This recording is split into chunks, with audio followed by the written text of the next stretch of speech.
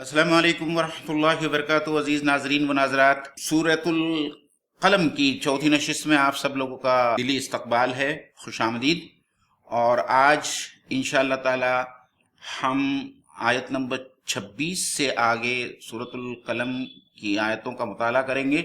इससे पहले की आयतों का मुताला पहली तीसरी नशिस्त में हो चुका है। आज सबसे पहले हम पहली दो आयतें पढ़ेंगे, उसकी तिलावत सुनेंगे, आयत नंबर 26 और आयत नंबर 27। فلما رأوها قالوا إنا لضالون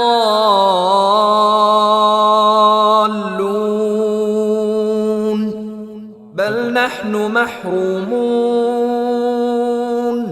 इन दोनों आयतों का तर्जुमा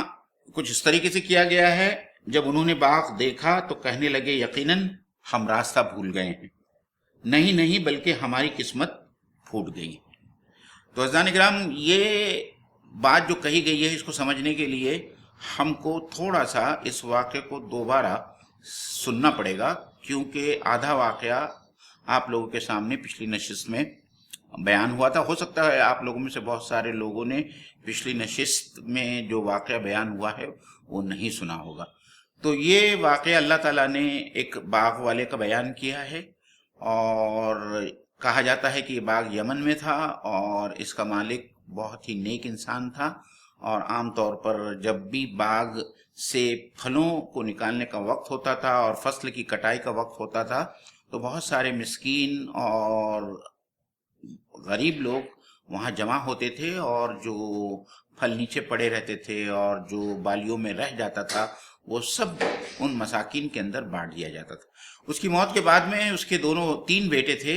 जो उस बाग के मालिक बने, और तीनों ने ये तहिया कर लिया कि अब अपने बाप के मरने के बाद में कभी भी वो ये जो मसाकिन को दिया जाता है हमारे बागों में से और खेतों में से वो नहीं दिया जाएगा, और हम खामोशी से जाएंगे और बाग में से फलों को उतार लेंगे और जितनी खेतियां हैं उसको भी काट लेंगे। और ये तहिया करने के बाद में जब वो पहुंचते हैं तो क्या होता है, और यही इन दो आयतों में उसका बयान किया गया है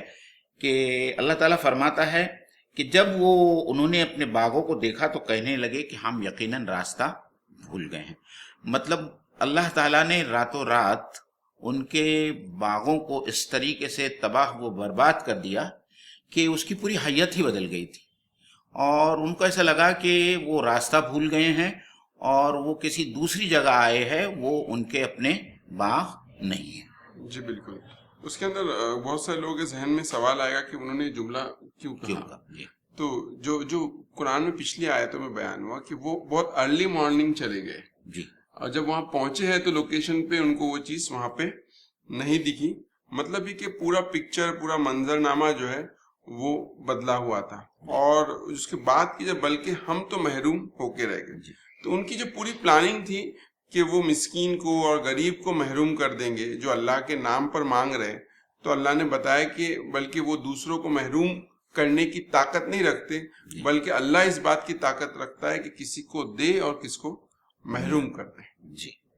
और यहाँ मुफस्सिरीन ने ये भी कहा है कि चूंकि वो रात की तारीकी में वहाँ पहुंचे थे तो उनको शायद ये गुमान हुआ कि वो रास्ता भटक गए हैं, और जब दिन निकल आया और उन्होंने देखा दूसरी चीज़ों को तो उनको पता चला कि ये उनका ही अपना बाग था, और रातों रात अल्लाह ताला ने उसमें एक ऐसी तबाही मचा दी कि हर चीज़ उसकी इस तरीके से उलट पलट हो गई कि वो अपने बाग को और अपनी खेती को पहचानने से कासिर रहे, और फिर उनको अपनी महरूमी का एहसास हुआ।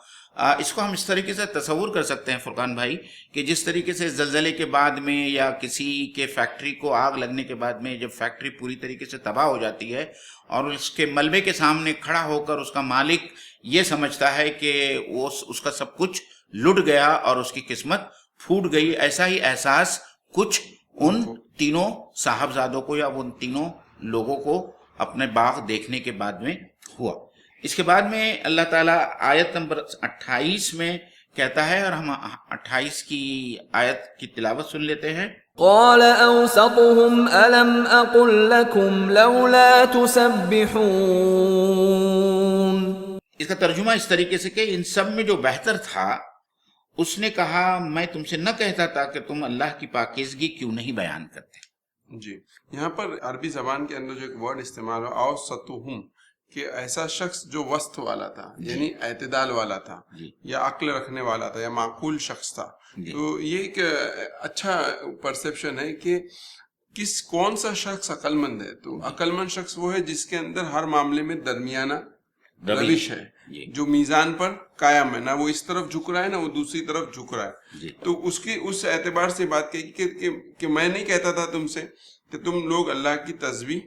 کیوں نہیں بیان کرتے. جی تو یہاں پر یہ جو باغ کے پس منظر میں تسبیح بیان کرنے کا معاملہ کیوں کہا جا رہا ہے؟ جی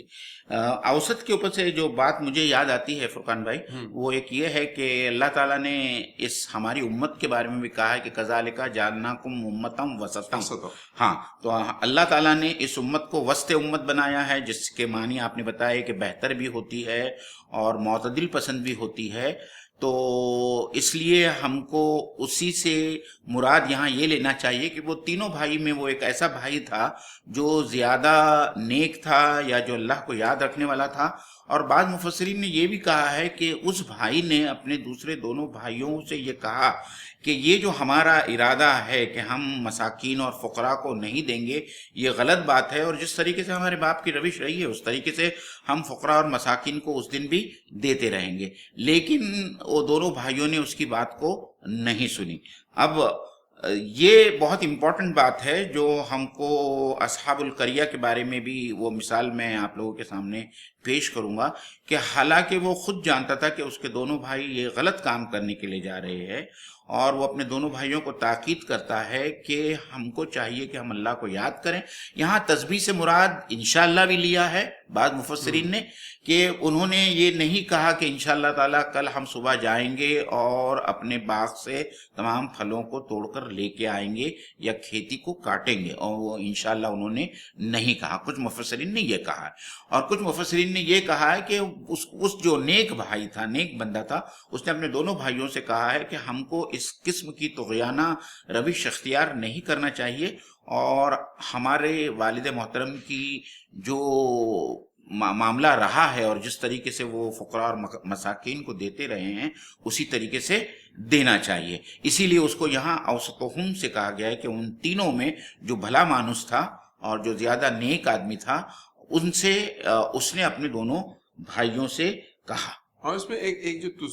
تسبیحون کے بارے میں ایک بات دوسری جو سمجھ میں آتی ہے وہ یہ ہے کہ اکثر یہ ہوتا ہے کہ انسان جب کوئی نعمت کو حاصل کرتا ہے تو نعمت کی تو وہ بڑائی بیان کرتا ہے کہ میرا باغ کتنا اچھا ہے، میری دولت کتنی اچھی ہے، میری کار میں کتنی اچھی ہے. لیکن ان تمام دنیاوی نعمتوں کے پیچھے دینے والی جو ذات ہے اس کی کبریائی بیان نہیں کرتا ہو. اور یہی چیز ہے جو انسان کو جو ہے تگا کے اوپر باغی بنانے پر آمادہ کرتی ہے. تو یہاں پر جو تسبیحون کے تسبیح کیوں نہیں بیان کرتے کہ اللہ نے جو تم کو نعمت دی ہے تو اس کے عوض میں یا اس کو حاصل کرنے کے بعد یہ تمہارے لیے لازم ہے کہ تم اللہ کی تسبیح بیان کرو، انسٹیڈ آف یہ کہ آپ اس چیز کے بارے میں بولے کہ میرا باغ بہت اچھا ہے یا میرا گھر بہت اچھا ہے. آپ یہ کہے کہ بھئی اللہ کا کرم ہے، یہ اللہ کا شکر ہے کہ اللہ نے مجھے نعمت دی. تو انسان چیز کو تو پا لے لیکن چیز دینے والے کو اگر بھول جائے تو جو اس کا نتیجہ ہے جو آگے جو پیچھے بیان ہوا کہ ان سے وہ جو نعمت جو ہے اللہ تعالیٰ نے چھین لی. تو اس کو اس تناظر میں بھی اگر آپ دیکھیں، آپ نے بہت اچھا نقطہ لایا ہے کہ قریش مکہ کے ساتھ میں بالکل یہی حال تھا کہ اللہ تعالیٰ نے ان کو اہل ثروت بنایا تھا، ان کے پاس میں باغات تھے، خاص طور پر طائف کے مقامات پہ بہت زیادہ باغات تھے، کھیتیاں تھیں، اور وہ ان تمام اللہ تعالیٰ کی نعمتوں کو پانے کے باوجود اللہ تعالیٰ کو جانتے اور اس کا شکر ادا کرتے. اس کے بجائے یہ ہوا کہ انہوں نے سرکشی اختیار کی اور انہیں ایسا لگا کہ اللہ تعالیٰ ان سے خوش ہے، اور اسی وجہ سے اللہ تعالیٰ نے ان کو اتنا زیادہ صاحب ثروت اور صاحب مال بنایا ہے. یہ ایک خوش فہمی تھی. اس خوش فہمی کو اللہ تعالیٰ یہاں دور کرنا چاہتا ہے کہ کسی کا اس دنیا میں صاحب مال یا صاحب ثروت ہونا اس بات کا ثبوت نہیں ہے کہ اللہ تعالیٰ اس سے راضی ہے، اور یہی بات یہاں کہی گئی ہے. لیکن دوسری بات جو میں ناظرین کے سامنے رکھنا چاہوں گا وہ یہ ہے کہ اس میں تین بھائی ہے. دو بھائی جو ہے وہ چاہتے ہیں کہ جس طریقے سے جیسا بیان ہوا وہ چاہتے تھے کہ مال لے کر واپس آیا جائے اور فقراء اور مساکین کو نہیں دیا جائے. تیسرا بھائی حالانکہ اس کے خلاف تھا لیکن پھر بھی وہ اسی کام میں ان کے ساتھ میں برابر ہو گیا. مطلب جو برا کام وہ کرنے جا رہے تھے اور وہ برے کام میں وہ بھی شامل ہو گیا. تو اللہ تعالیٰ نے جب باغ کو تباہ کیا تو ظاہری بات ہے کہ باغ اور کھیتیاں تباہ ہو گئی تو وہ تیسرا بھائی بھی اس سے محروم ہو گیا. ہم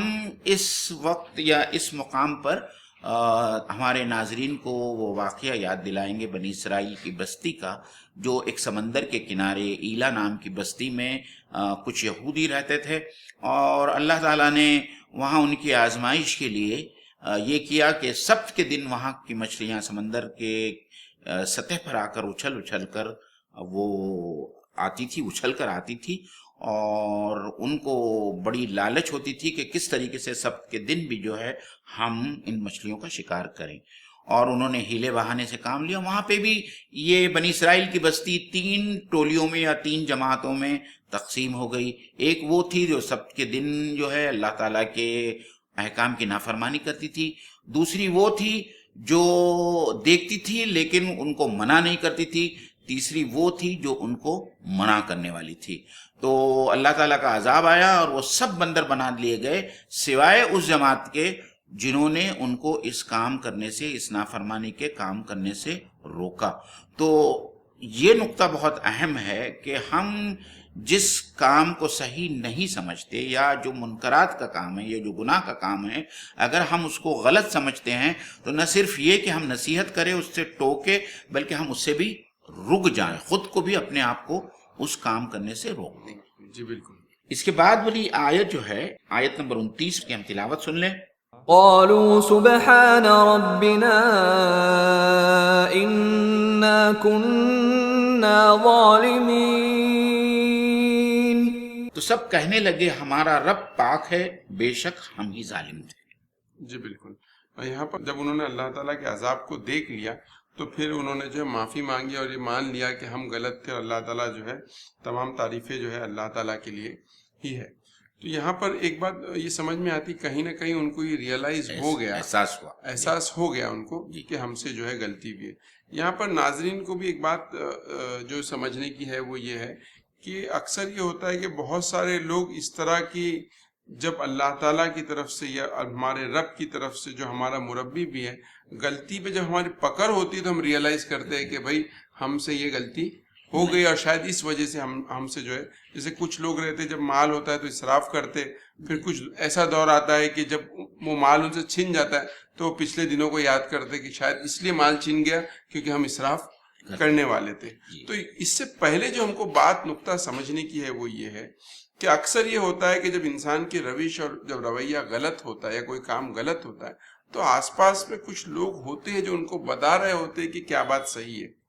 تو ایسے وقتوں میں جب آپ کو کوئی شخص کوئی بات ایسی بتا رہا ہو جو نیک ہو، سچی ہو، تو اس کو یہ سمجھنا چاہیے کہ وہ انسان کی بات نہیں ہے. وہ زبان سے تو انسان کی نکل رہی ہے لیکن وہ خدا تعالیٰ کا وہ احکام ہے، فرمان ہے جس کی طرف وہ اشارہ کر رہا ہے. تو انسان کو ایسے وقت میں اپنی روش کو فوراً درست کرنا چاہیے. اکثر ہم آج کے دور میں دیکھتے ہیں کہ نصیحت کو پکڑنا، نصیحت کو ماننا یا کسی کے کرٹیسزم کو ایکسیپٹ کرنا دن بدن مشکل ہوتا جا رہا ہے. یہاں پر تو مطلب اب تو یہ ہے کہ لوگ غلطی کرنے کے بعد اپنے اللہ تعالیٰ کے پکڑ میں آ جانے کے بعد بھی ان کا رویہ اور روش جو چینج نہیں ہوتی. تو یہ کو پورے واقعے سے ایک بہت امپورٹنٹ جو ٹیک ہوم میسج جیسا ہے جس کو ہم کو ہمیشہ یاد رکھنا چاہیے کہ کوئی شخص اگر آپ کو نصیحت کرے یا کوئی اللہ کا حکم یاد دلا دے یا اپنی غلطی کی نشاندہی کرے تو کبھی یہ مت سمجھیے کہ وہ شخص آپ کا دشمن ہے، وہ آپ کا حاسد ہے یا وہ آپ کا اچھا نہیں چاہتا، بلکہ سمجھیے کہ وہ خدا کا ایک بھیجا ہوا ایک میسنجر ہے جو آپ کو بتا رہا ہے، آپ کو خدا کے پیغام کو یاد دہانی کرانے والا جو خدا کا ایک شخص، خدا کا بھیجا ہوا شخص ہے، اور اس کی بات مان لینا چاہیے تاکہ اس طرح کی پکڑ سے ہم جو ہے بچ سکیں. جی. اور فرقان بھائی، انا کننا ظالمین سے میرے ذہن میں ایک یہ بھی خیال آیا کہ جب اس قسم کا عذاب ان کے باغ پر آیا تو انہوں نے یہ ضرور سوچا ہوگا کہ ان کے والد محترم اس باغ سے فائدہ اٹھاتے رہے اتنے سال، اور ایسا کبھی نہیں ہوا جو واقعہ ان کے ساتھ میں ہوا ہوگا، تو وہ اس لیے بھی سوچنے کے اوپر مجبور ہوئے ہوں گے۔ اور قرآن مجید اس کا شاہد ہے۔ قرآن مجید میں ایک آیت ہے جو ہم بار بار لوگوں کے سامنے میں پیش کرتے ہیں، اور وہ آیت ہے وَمَا أَصَابَكُم بِمُصِيبَةٍ فَبِمَا كَسَبَتْ أَيْدِيكُم، کہ جو بھی مصیبت تم پر پڑتی ہے وہ تمہارے اپنے ہاتھوں کی کمائی ہوتی اور ہے۔ یہاں پر جو دوسری جو قرآن کی آیت ہے جس میں اللہ تعالیٰ یہ فرماتے ہیں کہ ہم کسی سے نعمت کو اس وقت تک نہیں چھینتے جب تک کہ وہ خود اپنی روش کو تبدیل نہیں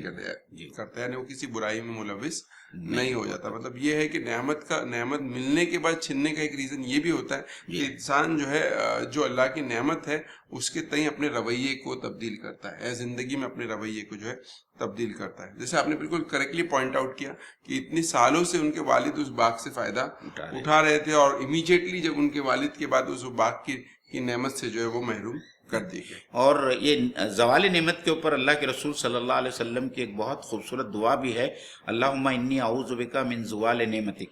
کہ اے اللہ تعالیٰ مجھے تیرے نعمت کے زوال سے مجھے بچا۔ بہت پیاری دعا ہے، بہت چھوٹی سی دعا ہے، اس کو آپ لوگ یاد کر لیں۔ اس کے بعد میں جو آیت آتی ہے، آیت نمبر 30، ہم اس کی تلاوت سن لیں۔ فأقبل بعضهم على بعض يتلاومون، اس کا ترجمہ کچھ اس طریقے سے، پھر ایک دوسرے کی طرف رخ کر کے آپس میں ملامت کرنے لگے۔ تو یہ عام روش ہے کہ جب کوئی چیز خراب ہو جاتی ہے، جب نتیجہ توقعات کے خلاف نکلتا ہے اور رزلٹ جو ہے ہمارے فیور میں نہیں آتا ہے، تو پوری پارٹی یا پوری جماعت ایک دوسرے کو مورد الزام ٹھہراتی ہے اور ایک دوسرے پر لعنت ملامت کرتی ہے کہ تمہاری وجہ سے ایسا ہوا یا تمہاری وجہ سے ایسا ہوا۔ ہر کوئی یہ چاہتا ہے کہ اس کا الزام کسی دوسرے کے سر پر جائے۔ جی بالکل، اور یہ بلیم گیم جو ہے پورا نئے سرے سے شروع ہو جاتا ہے۔ جی، جیسا کہ آپ نے بالکل واضح طور پر بتایا کہ ان تین بھائیوں میں سے ایک بھائی اس فیور کا تھا کہ جو ہے غریبوں کو اسی طریقے سے جو مدد جاری رکھی جائے۔ جی، اور اس کا بہت خوبصورت نقشہ قرآن مجید میں جا بجا کھینچا گیا ہے کہ آخرت میں اور جہنم میں کس طریقے سے گناہ گار اللہ تعالیٰ سے فریاد کریں گے کہ وہ اپنے ان ساتھیوں کو اے اللہ تعالیٰ بتا جن لوگوں کی وجہ سے وہ آج جہنم میں پڑے ہوئے ہیں، اور اللہ تعالیٰ سے وہ اس بات کی بھی فریاد کریں گے کہ ان لوگوں کی وجہ سے ہم آج جہنم میں آئے ہیں، تو جتنا عذاب ہم کو ملا ہے اس سے زیادہ عذاب ان لوگوں کو دے جس کی وجہ سے آج ہم جہنم میں آئے ہیں۔ اور ایک جگہ یہ بھی آیا ہے کہ اے اللہ تعالیٰ ان لوگوں کو ہم کو بتا تاکہ ہم اپنے پیروں سے ان کو کچلے۔ اور جو لوگ شیطان کو لعنت ملامت کریں گے تو سورہ ابراہیم میں شیطان کا وہ کہنا اللہ تعالیٰ نے نقل کیا ہے کہ شیطان ان تمام لوگوں سے کہے گا کہ تم مجھے لعنت ملامت نہ کرو، تم اپنے آپ کو لعنت ملامت کرو، کیونکہ میں تو صرف تم کو اکسا رہا تھا، میں نے زبردستی تم سے کوئی کام نہیں کروایا، میرا تم پر کوئی زور نہیں، میرا تم پر کوئی زور نہیں تھا۔ یہ سورہ ابراہیم کی بہت پیاری آیتیں ہیں، آپ اس کو پڑھ لیں تو وہاں شیطان اپنے ہاتھ اٹھا دے گا اور کہے گا کہ تم لوگ آج جو جہنم میں آئے ہو تو خود اپنے اس کی ذمہ داری بھگتو، اور تمہارے اعمال کی وجہ سے تم آج اس جہنم میں آئے ہو، میری وجہ سے جہنم میں نہیں آئے۔ پھر اس کے بعد کی آیت کی تلاوت سن لیجئے۔ قالوا يا ويلنا إنا كنا طاغين، کہنے لگے ہائے افسوس، یقیناً ہم سرکش تھے۔ تو ان لوگوں کو اس بات کا احساس ہو گیا کہ انہوں نے سرکشی کی، اور سرکشی اس سینس میں کی کہ جو ان کے باپ کی روش تھی اور جس طریقے سے ان کا باپ اللہ کے راستے میں انفاق کرتا تھا، اس انفاق کی روش کے بدلے انہوں نے بخل کی روش، کنجوسی کی روش اختیار کر لی، اپنے ہاتھ کو اللہ کے راستے میں انفاق کرنے سے روک لیا۔ تب ان کو جا کر احساس ہوا جب اللہ کا عذاب اس شکل میں نازل ہوا کہ ان کا پورا کھیت اور ان کی پورا باغ تباہ و برباد ہو گیا، تو ان کو احساس ہوا اور انہوں نے اپنی اس سرکشی کا اعتراف کیا اور کہنے لگے کہ ہائے افسوس، یقیناً ہم سرکش تھے۔ فرقان بھائی ایک بہت پیاری حدیث ہے جو میں یہاں ناظرین کے سامنے لانا چاہوں گا کہ کس طریقے سے جو لوگ اللہ کے راستے میں انفاق کرتے ہیں اللہ تعالیٰ کس طریقے سے برکت عطا فرماتے ہیں، اور کس طریقے سے ان کی جو نعمتیں ہوتی ہیں اللہ تعالیٰ کی طرف سے جو ان کو ملتی ہے اس میں کس طریقے سے اللہ تعالیٰ اور زیادہ اضافہ کرتے ہیں۔ حضرت ابو ہریرہ رضی اللہ تعالیٰ عنہ کی روایت ہے، اور یہ صحیح مسلم کے کتاب الزہد سے لی گئی ہے۔ ابو ہریرہ رضی اللہ تعالیٰ عنہ کہتے ہیں کہ اللہ کے رسول صلی اللہ علیہ وسلم نے فرمایا کہ ایک آدمی ویرانے میں سے جا رہا تھا، اور یکایک اسے آسمان سے آواز آئی کہ کوئی ایک بادل کا ایک ٹکڑا تھا جس کو یہ ہدایت دی جا رہی تھی کہ تو فلانے کے باغ میں جا کر بارش برسا۔ تو وہ آدمی بڑا حیران ہوا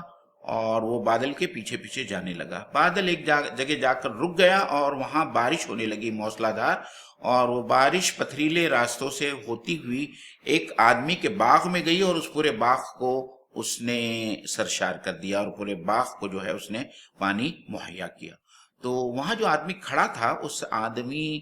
کو جا کر اس نے پوچھا، اس کا نام پوچھا، تو اس نے وہی نام بتایا جو بادلوں سے اس کو آواز آئی تھی۔ تو وہ آدمی پوچھنے لگا کہ کیا بات ہے؟ تو اس آدمی نے بتایا کہ مجھے ایسی آواز آسمان کی طرف سے آئی جیسا کوئی بادل کو انسٹرکشن دے رہا تھا کہ فلانے کے کھیت کو جا کر سیراب کرو۔ تو آخر کیا بات ہے تیرے میں کہ کیوں اللہ تعالیٰ نے اس بادل کو حکم دیا اور وہ تیرا کھیت جو تمام پہاڑوں کے درمیان ہے وہاں سیراب کرنے کے لیے اللہ تعالیٰ نے بادل کو خاص طور پر بھیجا؟ تو اس آدمی نے جو خوبصورت جواب دیا جو ہم سب لوگوں کے لیے قابل تقلید اور جس پر ہم کو عمل کرنا چاہیے، وہ شخص کہتا ہے کہ میری کھیتی کا 1/3 حصہ میں لوگوں کے اندر بانٹ دیتا ہوں، خیرات کر دیتا ہوں، 1/3 حصہ میں اپنے استعمال کے لیے رکھتا ہوں، اور 1/3 حصہ دوبارہ اس سے میں اپنی کاشت لگاتا ہوں۔ یعنی اپنے کمائی کا اللہ تعالیٰ کی دی ہوئی نعمت کا 1/3 حصہ وہ شخص اللہ کے راستے میں خرچ کر رہا تھا۔ تو اللہ تعالیٰ کو بھی اس کا اتنا خیال تھا، اور اللہ تعالیٰ اپنی نعمتوں سے ایسے نواز رہے تھے کہ اللہ تعالیٰ بادل کے ٹکڑے کو حکم دیتے ہیں اور وہ بادل اس ایسے ویرانے میں جا کر اس پتھریلی زمین کے درمیان جو کھیتی کی جگہ تھی اس آدمی کی، وہاں جا کے بارش کرتی۔ یہاں پر مومن بھائی ایک جو غور کرنے کی بات ہے وہ یہ ہے کہ یہاں پر ان سے کوئی ایسی کوئی آبلیگیشن یا کوئی فرض چیز ایسی نہیں تھی جس کا ان سے جو ہے محاسبہ کیا گیا جس کی وجہ سے، بلکہ یہ تو ایک صدقے اور انفاق کے تعلق سے کہا جا رہا ہے کہ انہوں نے ایک روش کو تبدیل کیا، اور انہوں نے یہ کیا کہ جو غریبوں کا حق تھا اس کو چھوڑنے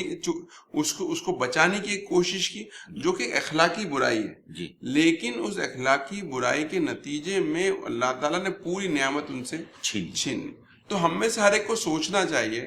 کہ اللہ تعالیٰ نے جو ہم پر فرض کیا ہے، مطلب زکوٰۃ، اگر ہم اس کے معاملے میں ہمارا رویہ غلط ہوگا، اگر ہم اس کی چوری کریں گے، اگر ہم زکوٰۃ کو صحیح طریقے سے نہیں نکالیں گے، تو ہم کس عذاب کے مستحق ہو رہے ہیں؟ دنیا کی بات چل رہی ہے، یہاں پہ آخرت کی بات نہیں چل رہی۔ یہاں پر ہم نے واقعے میں کلیئرلی مینشن ہوا کہ انہوں نے جو صدقہ تھا اس کو روک دیا تو ان پہ پرابلم آئی۔ تو اگر ہم زکوٰۃ کو روکیں گے یا زکوٰۃ کو ادا نہیں کریں گے تو دیکھیں ہم کس عذاب کے جو ہے دنیا میں اور آخرت دونوں جگہ پہ جو ہے مستحق۔ بہت اچھا نقطہ فرقان بھائی آپ نے لایا ہے یہ، اور یہ حقیقت واقعہ ہے کہ مسلمانوں کی ایک بڑی تعداد زکوٰۃ کے معاملے میں بہت ہی لاپرواہی سے کام لیتی ہے، نہ ہی وہ اس کے بارے میں سنجیدگی سے غور و فکر کرتی ہے، نہ ہی ان کے کیلکولیشن صحیح ہوتے ہیں۔ جس طریقے سے وہ گورنمنٹ سے اپنی انکم چھپاتے ہیں وہ اللہ تعالیٰ سے بھی نعوذ باللہ من ذالک اپنی انکم چھپانے کی کوشش کرتے ہیں۔ بہت سارے لوگ ایسے بھی ہوتے ہیں جو ہیلے بہانے سے اپنی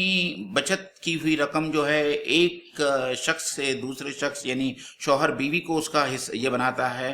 اور بیوی کبھی کبھی شوہر کی تحویل میں دے دیتی ہے تاکہ وہ 1 سال گزرنے پر زکوٰۃ کی جو رقم بنتی ہے 2.5% اس کو دینے سے بچ جائیں۔ یہ تو شہروں میں بھی عام طور پر یہ نظر آتا ہے کہ لوگ اپنی زکوٰۃ صحیح طور پر ادا نہیں کرتے، مطلب جتنی زکوٰۃ نکلنا چاہیے اتنی زکوٰۃ نہیں نکلتی، یا وہ اس میں کچھ ایسے ہیلے بہانے ڈھونڈتے ہیں جس سے ان کی زکوٰۃ کی رقم کم ہو جائے۔ تو یہ بات بہت ہی ہمارے لیے، ہم سب لوگوں کے لیے بہت ہی اہم ہے کہ ہم اس کو بھی قرآن مجید کو جب پڑھتے ہیں ہم تو دیکھتے ہیں کہ قرآن مجید میں ایسا کوئی مقام نہیں ہے جہاں نماز کے ساتھ میں زکوٰۃ کا بیان نہ ہو. ہر جگہ پہ نماز کے ساتھ میں، یعنی ایک جگہ پہ اللہ کا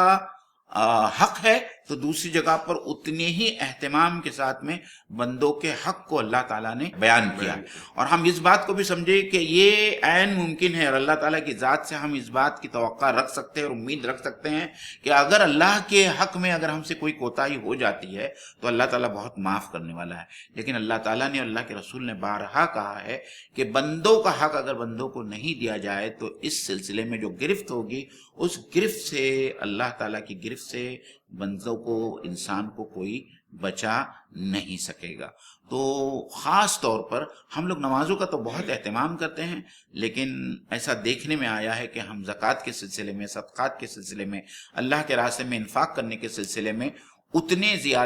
زیادہ اہتمام نہیں کرتے ہیں. اگر ہم نہیں کرتے ہیں تو آج یہ جو سورہ بیان ہو رہی ہے اور اس سورہ کے اس نقطے پر آنے کے بعد میں ہم لوگ توقع رکھیں گے کہ جو بھی لوگ ہماری بات کو سن رہے ہیں، اور ہم خود بھی اس کے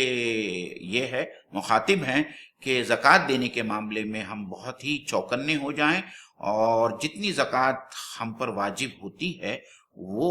زکوٰۃ جو ہے ہم غریبوں میں جو مستحقین جس کی 8 مدیں سورہ توبہ کے اندر بیان ہوئی ہے اس میں ہم تقسیم کریں. اور یہاں کہنا بہت درست ہوگا میرے خیال سے، یہ موقع ہے کہ اللہ تعالیٰ نے زکوٰۃ نہ دینے والوں کے لیے جو الفاظ قرآن مجید میں استعمال کیے ہیں وہ الفاظ انتہائی سخت ہے. اللہ تعالیٰ نے کہا کہ جو سونا اور چاندی تم جو اللہ کے راستے میں خرچ نہیں کرتے، جس سے مراد یہ ہے کہ اس کی زکوٰۃ تم نہیں ادا کرتے، ان کو جہنم کی آگ میں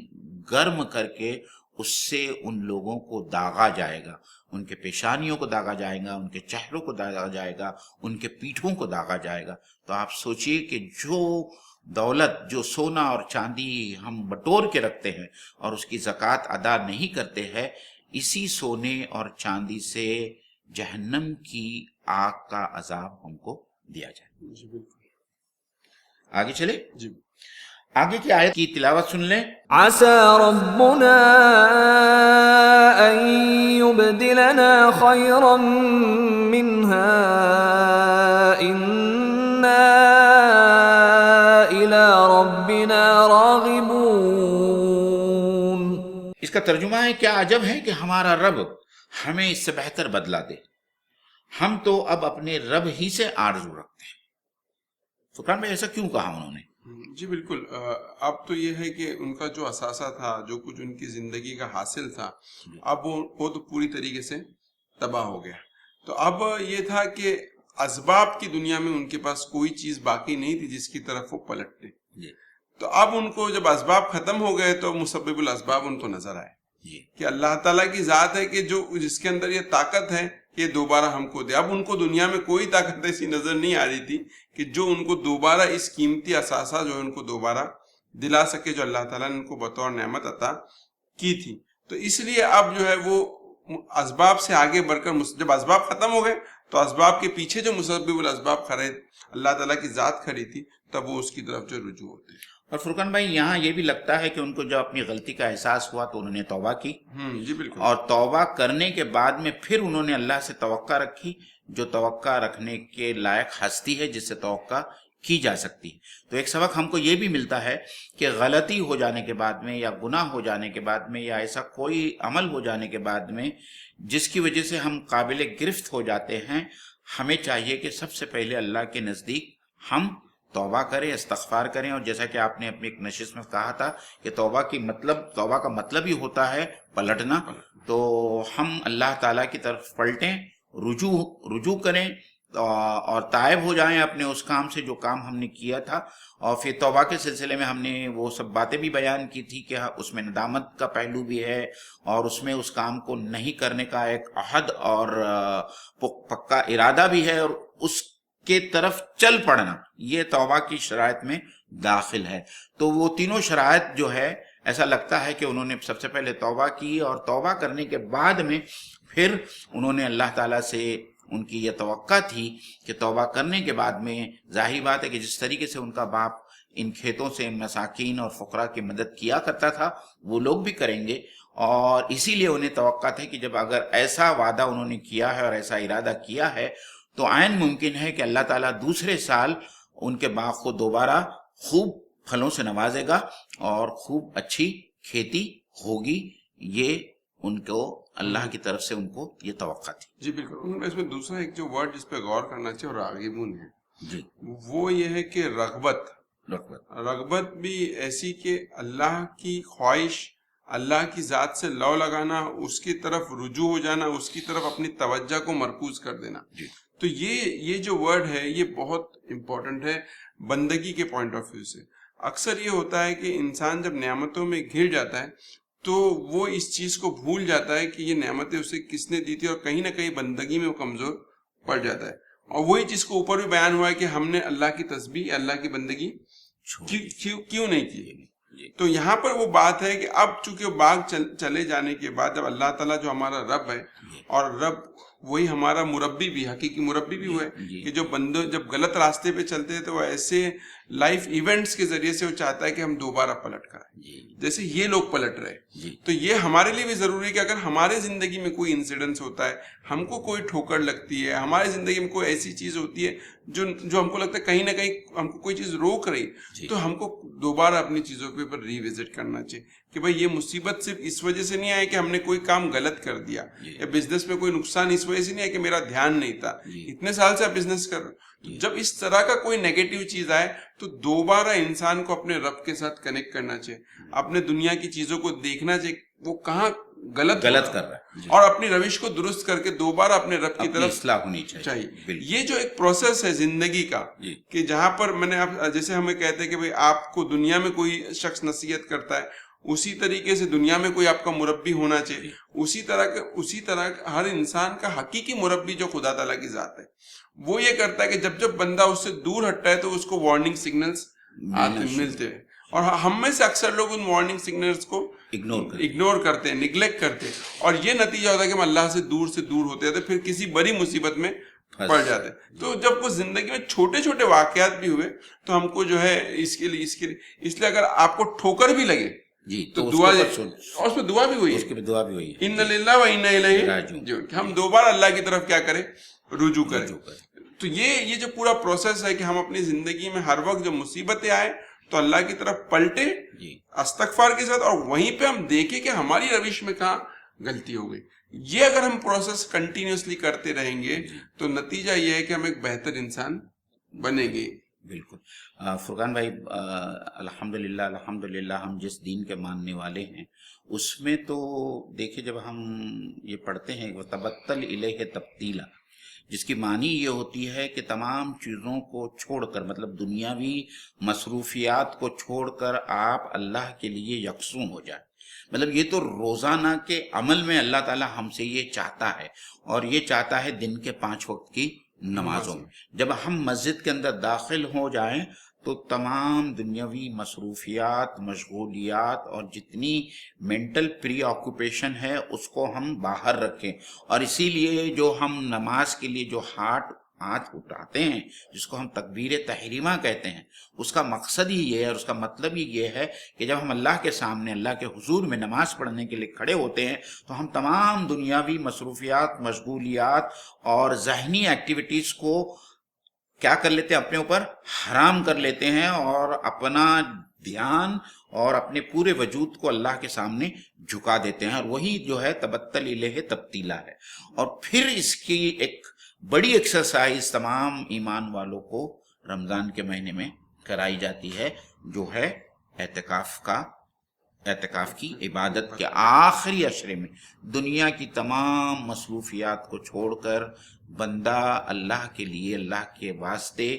ایک عشرہ 21ویں شب سے جو ہے چاند رات تک اپنے آپ کو عبادت کے اندر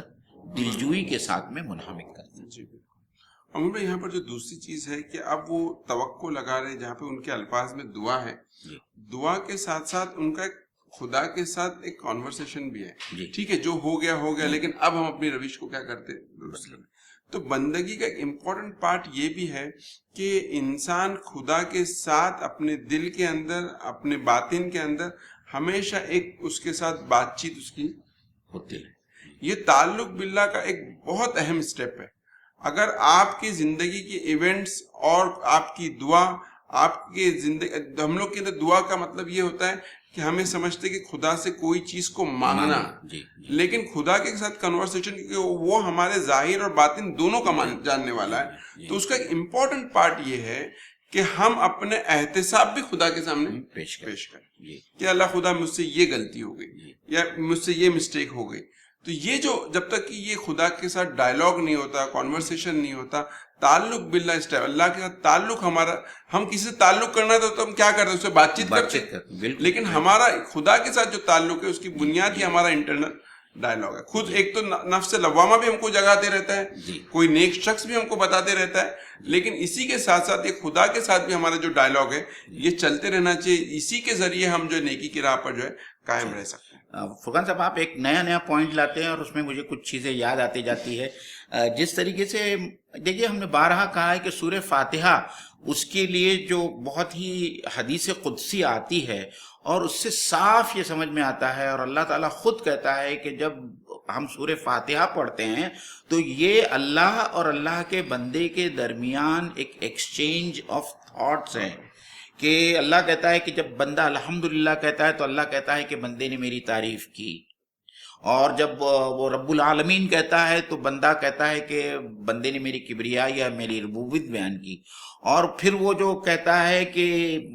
ایاک نعبد و ایاک نستعین، تو وہ کہتا ہے کہ یہ ہم دونوں کے درمیان مشترک ہے. اور پھر بندہ جب کہتا ہے کہ اہدنا الصراط المستقیم، تو اللہ تعالیٰ جواب دیتے ہیں بندے کو کہ میرے بندے نے جو مانگا میں نے وہ بندے کو دے دیا. لیکن ہمارا المیہ یہ ہے کہ ہم سورہ فاتحہ ایسے میکینیکل انداز میں پڑھتے ہوئے چلے جاتے ہیں کہ وہ سورہ فاتحہ کب ختم ہوتی ہے. عام طور پہ جہری نمازوں میں تو اس وقت ہم کو پتہ چلتا ہے جب لوگ زور سے آمین کہتے ہیں اور ہم کو پتہ چلتا ہے کہ سورہ فاتحہ ختم ہو گئے. آپ بتائیے اس شخص کی نماز کی کیفیت اور خوبصورتی کا کیا عالم ہوگا جب وہ سورہ فاتحہ کو اس طریقے سے پڑھے گا کہ میں جو پڑھ رہا ہوں میرا رب سن رہا ہے اور اس کا وہ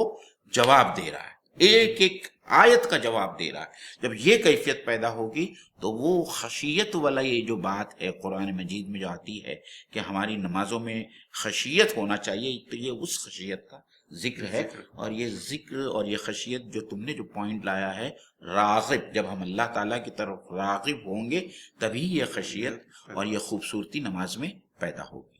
جی بالکل.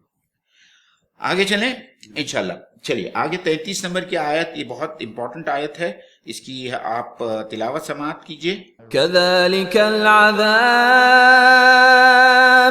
ولعذاب الآخرة أكبر لو كانوا يعلمون. یہاں اللہ تعالیٰ کہتا ہے کہ یوں ہی آفت آتی ہے اور آخرت کی آفت بہت ہی بڑی ہے، کاش انہیں سمجھ ہوتی. تو یہاں ظاہری بات ہے کہ یہ مخاطبین یہاں ہے، یہ مشرکین مکہ ہے جو اللہ کے رسول صلی اللہ علیہ وسلم کی بار بار دعوت دینے کے باوجود اپنی سرکشی کی وجہ سے آپ کی دعوت کو ٹھکرا رہے تھے. اور اس کی ایک ہی وجہ تھی کہ ان کی انا اتنی بڑھ گئی تھی اور اسی سرکشی کی وجہ سے وہ اللہ کے رسول صلی اللہ علیہ وسلم کی دعوت کو قبول نہیں کر رہے تھے. اس لیے ان کے سامنے یہ باغ والوں کا قصہ بیان ہوا ہے. اور اس میں دو چیزیں اللہ تعالیٰ نے بیان کی کہ یہ تو دنیاوی عذاب تھا، یعنی باغ کا تباہ ہونا، برباد ہونا، اور ان تینوں بھائیوں کا اس نعمت سے محروم رہ جانا، یہ تو ایک دنیاوی عذاب تھا. اور ایسے جرم کرنے والوں کا اگر وہ توبہ نہیں کرتے ہیں، اللہ تعالیٰ کے سامنے استغفار نہیں کرتے ہیں، تو آخرت میں جو عذاب ہوگا اس کے بارے میں اللہ کہتا ہے کہ وَالْعَذَابُ الْآخِرَةِ أَكْبَرُ. اللہ عذاب آخرت کا تو اس سے بہت زیادہ اور بھیانک ہے، جس کا ہم یہاں بیٹھ کے تصور بھی نہیں کرتے. لو کانوا یعلمون، کاش کہ یہ لوگ جانتے ہیں. جی بالکل. اور اس میں ایک اگر ہم لوگ پورے جو اسٹوری ہے اور اس کو آخرت سے کوریلیٹ کریں تو بہت ہی اس میں سملیرٹی ہے کہ وہ لوگ رات میں پلان کرتے ہیں کہ صبح جائیں گے اور سب سے پہلا یہ کام کریں گے. جی. اور صبح میں ان کے لیے جو چیز تیار ہوتی ہے وہ نعمت نہیں عذاب ہے. جی جی. اور نعمت اور عذاب اور ان کی پلاننگ کے بیچ میں ان کا سونا ہے. تو سونا موت کے برابر ہے. جی. تو مطلب یہ کہ جس طرح تم سو کر یہ اٹھے ہے اور پھر عذاب کا سامنا کیے ہے, اسی طرح بالکل اسی طریقے سے آخرت کا عذاب ہے. بالکل. کوئی انسان کو موت آئے گی, یعنی وہ سو جائے گا, اور جب سو کے اٹھے گا تو اس کے سامنے جو آخرت کا معاملہ پیش ہے. تو مطلب انسان جب آخرت کو جو اتنا دور سمجھتا ہے اور وہ سمجھتا ہے کہ جب آئے گی تب دیکھے گے, جب فیس کریں گے تب دیکھیں گے, تو اللہ تعالیٰ بتا کہ دیکھو دنیا میں جس طریقے سے تم پر مصیبت آتی ہے تو آخرت کی مصیبت بھی ایسی ہے, لیکن نوعیت کا فرق ہے, وہ اکبر ہے, وہ بہت بڑی مصیبت اور ہمیشہ رہنے والی مصیبت ہے. اور کفار قریش کے تناظر میں اگر ہم دیکھیں تو 3 باتیں ہمارے سمجھ میں آتی ہیں. پہلی بات تو یہ کہ وہ آخرت کا انکار کرتے تھے کہ قیامت آنے ہی والی نہیں ہے, اور پھر وہ یہ بھی سمجھتے تھے اور یہ بھی کہتے تھے جس طریقے سے بنی اسرائیل کرتے تھے کہ اگر آخرت ہوئی بھی, قیامت قائم بھی ہوئی, تو جس طریقے سے اللہ تعالیٰ نے ہم کو یہاں معزز رکھا ہے اور جو نعمتیں ہم کو یہاں ملی ہیں اسی طریقے کی نعمتیں قیامت کے بعد میں ہم کو ملیں گی. اور بنی اسرائیل تو یہ کہتے تھے کہ ہم اللہ تعالیٰ کے محبوب ہے, اگر ہم ڈالے بھی گئے عذاب میں تو چند دنوں کے لیے ہم ڈالے جائیں گے. تو یہاں اللہ تعالیٰ ان سب لوگوں کی خوش فہمیوں کو غلط اور صاف طور پر اللہ تعالیٰ بتا رہے ہیں کہ یہ ان کی خوش فہمیاں ہیں, ایسا کچھ ہونے والا نہیں ہے. قیامت آئے گی, ضرور ضرور آئے گی, اور بہت ہی اہتمام کے ساتھ میں قرآن مجید میں جا بجا اس کو بتایا گیا ہے اور بار بار سنایا گیا ہے مشرکین مکہ کو. اور اسی طریقے سے فرقان بھائی, آج جو عوام الناس ہے, جو اسلام سے دور ہے, جو ایمان سے دور ہے, اللہ تعالیٰ نے ان کو زبردست اقتدار دیا ہے, پاور دیا ہے, پیسہ دیا ہے, شہرت دی ہے, اور یہ چیز غالباً ایمان لانے کے درمیان حائل ہو رہی ہے, کیونکہ وہ بھی اسی خوش فہمی میں مبتلا ہے کہ اللہ تعالیٰ کی اتنی نعمتیں ہم کو اسی لیے مل رہی ہے کہ اللہ تعالیٰ ان سے راضی ہے. اور یہی معاملہ کفار قریش کے ساتھ میں تھا کہ وہ بھی یہی سمجھتے تھے کہ اللہ تعالیٰ کی یہ جتنی ساری نعمتیں ہیں اس کا مطلب ہی یہی ہے کہ اللہ تعالیٰ ان کے ساتھ میں راضی ہے. اور سب سے پہلے بات تو وہ آخرت کے منکر تھے کہ آخرت ہونے ہی والی نہیں ہے. یہ کیسے ممکن ہے کہ لوگ مرنے کے بعد میں دوبارہ اٹھا دیے جائیں گے اور دوبارہ ان کو زندہ کیے جائیں گے. آج بھی ایسے بہت سارے لوگ ہیں جو نہ صرف ایتھسٹ ہے بلکہ ایسے لوگ بھی ہیں جو اس بات کا انکار کرتے ہیں کہ یہی زندگی صرف زندگی کے بعد میں کوئی دوسری زندگی نہیں آنے والی ہے. ان سب لوگوں کو اس واقعے میں ایک زبردست عبرت کا سامان ہے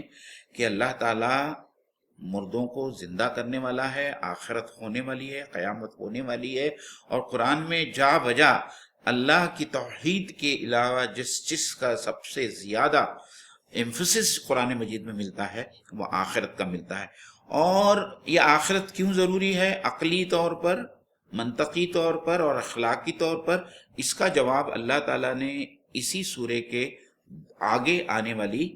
آیتوں میں دیا ہے, جو انشاءاللہ تعالیٰ ہم اگلے جمعرات کو آپ لوگوں کے سامنے پیش کریں گے. آپ لوگوں سے اس بات کی التماس ہے